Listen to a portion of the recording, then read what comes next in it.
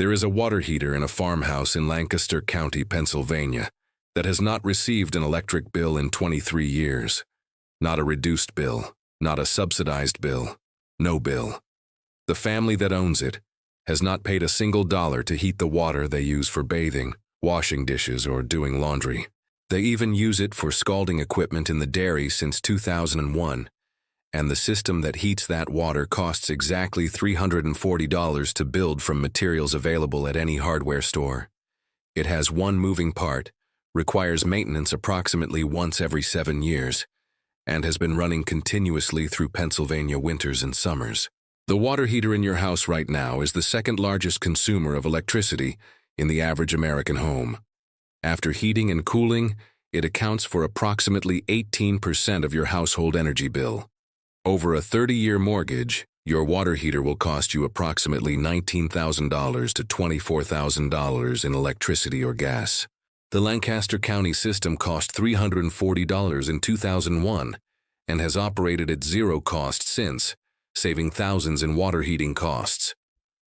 Over the 50-year lifetime of the system, the total savings against a standard installation are approximately $28,000 to $36,000. Why has a technology this effective and inexpensive, available since the 1890s, never been widely adopted in the United States? The answer starts in 1920 and ends with a memo that the electric utility industry would very much prefer you had never read. In 1920, solar water heaters were the dominant residential hot water technology in Southern California. Baltimore inventor Clarence Kemp patented the Climax solar water heater, selling over 1,600 units in the following decade. Then the 1920s brought cheap natural gas from newly discovered fields in the Los Angeles basin. Natural gas was so inexpensive that the economics of solar water heating became difficult to justify in purely financial terms. Solar installations slowed. Gas water heaters captured the new construction market, despite the existing solar equipment still providing free fuel.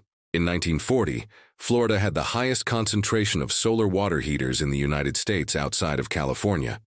Over half of all homes in Miami had solar systems that had been installed through the 1920s and 1930s. The Florida Power and Light Company, seeing a competitive threat, launched a campaign in 1941 to promote electric water heaters. They positioned solar as primitive and unreliable, while offering low-interest financing for electric alternatives to make upfront costs negligible. By 1960, new solar installations had fallen to near zero. Within a generation, the knowledge of how to build them had largely disappeared. The industry described solar water heating as a demand reduction threat because every solar gallon is a gallon not heated by grid electricity. The Amish in Lancaster County kept their solar systems because they worked, and they didn't want to participate in electricity bills. This system is called a batch solar water heater. It remains the most reliable option because it has no moving parts. A black-painted water tank sits inside an insulated box. As the sun heats the tank, the water temperature rises. On a clear summer day, it reaches 130 to 150 degrees. Even in winter, it preheats water, reducing the backup heater's load significantly. You can build this for $200 to $380 using salvaged tanks, plywood, rigid foam, and tempered glass. It is the simplest form of energy independence, proving that the most effective technology is often the one they tried to hide. The installation is a one-day project for a household with basic plumbing knowledge. You mount the collector box on the south-facing roof slope or on a south-facing ground mount at the appropriate tilt angle. The tilt should be your latitude in degrees for maximum annual production. In Lancaster County, the optimal tilt is approximately 40 degrees. You connect the cold water supply to the tank inlet through a standard shutoff valve. You connect the tank outlet to your existing water heater's cold water inlet so preheated solar water reduces the backup heater's workload. You install a pressure relief valve as required by plumbing code and insulate the connecting pipes to prevent heat loss. You are done. The system begins operating immediately. The first clear day after installation, the tank will be warm by mid-morning and hot by afternoon. You will open a hot water tap and feel the difference between water heated by the backup system and water preheated by the sun. The Lancaster County family system has operated through 23 Pennsylvania winters, including several with extended cloudy periods. During cloudy periods, the backup wood-fired water heater, a copper coil wrapped around the kitchen wood stove, provided all the hot water needed. The solar system resumed preheating as soon as the sun returned. The family has simply been without an electric bill since 2001. I want to describe the wood stove copper coil system in detail because it completes the solar picture in cold climates. It is a technology used in farmhouses since the 19th century that disappeared during the post-war period of mainstream construction. The system is called a domestic hot water coil, or a water back. A length of copper tubing is coiled around the firebox. Cold water enters one end of the coil from the household supply. As the stove burns, the water in the coil heats. The heated water rises through a pipe to a storage tank positioned above the stove, which can be the main or a dedicated tank. Cool water from the bottom of the tank flows back to the bottom of the coil to replace the heated water that has risen. The circulation is driven by thermosiphon effect, a natural movement requiring no pump, no electricity, and no mechanical assistance. On any day when the kitchen stove is lit for cooking, the household has hot water as a byproduct of the fire. No separate water heating operation, no additional fuel, no incremental cost. Excess radiant energy is captured and stored. Installing a thermosiphon coil in an existing stove requires access to the firebox and a copper tube bending and flaring toolkit. Total materials cost for a basic installation, $80 to $150. Total installation time, 1 weekend. Operating cost, $0. Combined with the solar batch system, the thermosiphon coil provides complete hot water coverage across every season and every weather condition. The solar system covers summer, fall, and spring with free solar gain. The thermosiphon covers winter days when the stove is burning. The two systems are redundant in the best sense. Together, they eliminate the need for any dedicated water heating fuel in any climate.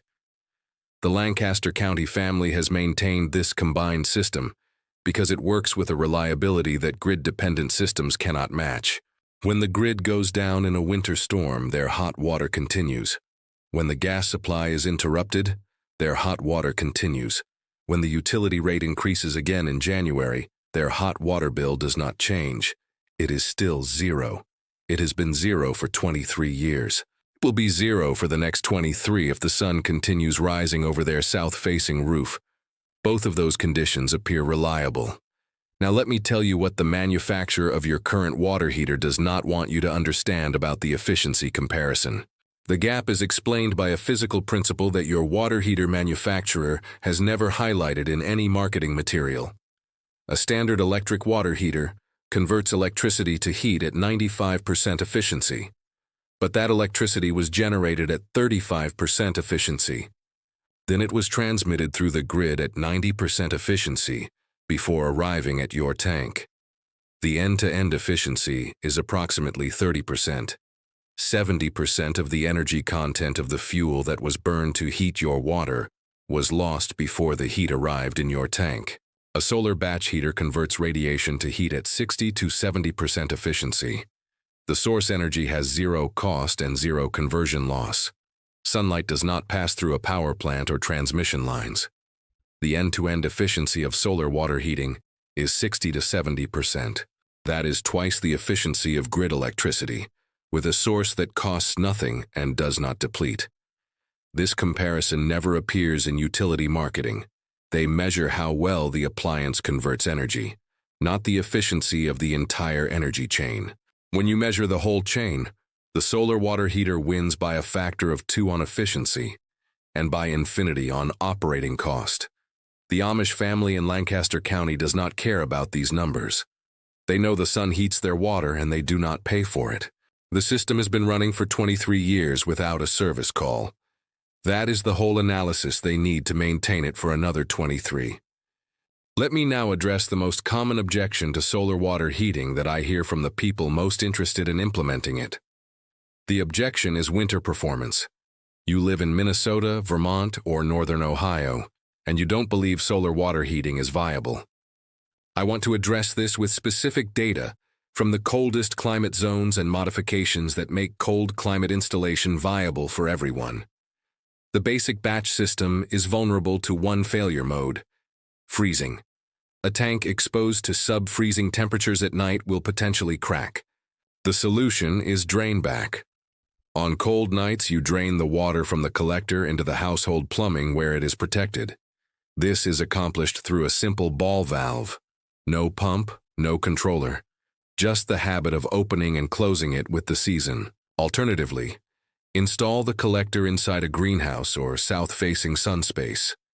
This eliminates freeze risk while providing significant solar gain. Amish homes in Ohio use south-facing greenhouses as heat collectors, growing spaces, and water heating locations. It's a multi-function design approach.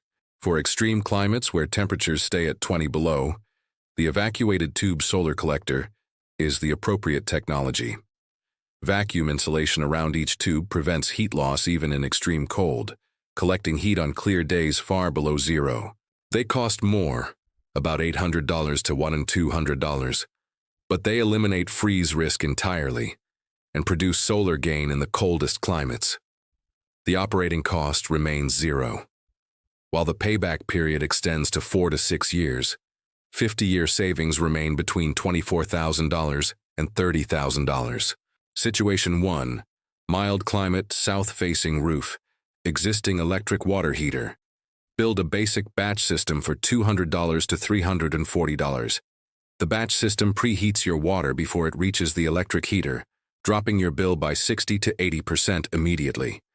Payback on the $300 investment is 12 to 18 months, with 30-year net savings reaching $5,000 to $8,000. Situation 2. Cold climate, drain-back modification required. Build the batch system with a drain-back valve addition. Total cost approximately $280 to $400. The management requirement is closing the drain-back valve on cold nights and reopening it in the morning. 30 seconds of daily attention. The system produces meaningful solar gain for 8 months of the year. Your electric water heating bill drops by 50 to 65% annually. Situation 3. Extreme cold climate, evacuated tube system required.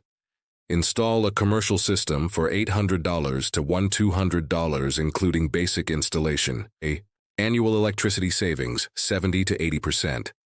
30-year net savings, $12,000 to $16,000 on a woolly $200 investment.